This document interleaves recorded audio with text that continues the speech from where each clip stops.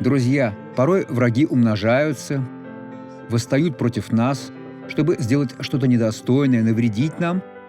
Царь Давид говорит об этом в Псалме 3, в стихе 2. Он сказал: «Господи, как умножились враги мои!» Но он чувствовал присутствие Бога. И что сделал царь Давид? Об этом сказано в Псалме 117, в стихе 12.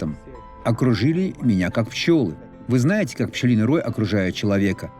Если тот не подбежит к реке, если она есть поблизости, и не нырнет в воду, то с его жизнью будет покончено. Нужно нырнуть, опередить их. Вскоре они перестанут чувствовать ваш запах и улетят. «Окружили меня, как пчелы». Положение серьезное. «И угасли, как огонь в терне. Именем Господним я не зложил их». Вот в чем секрет. Посмотрите на этого благословленного человека. Уже долгое время у меня была проблема с позвоночником. Врач направил меня сделать рентген и сдать много анализов, но я не стала.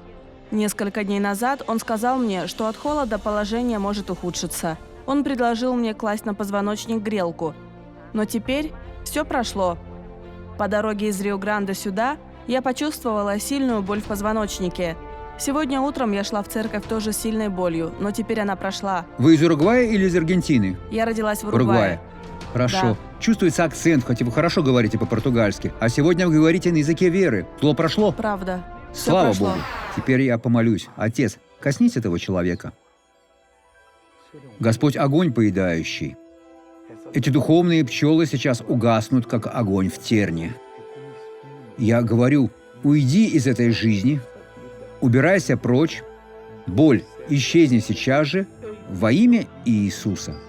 А вы скажите: аминь.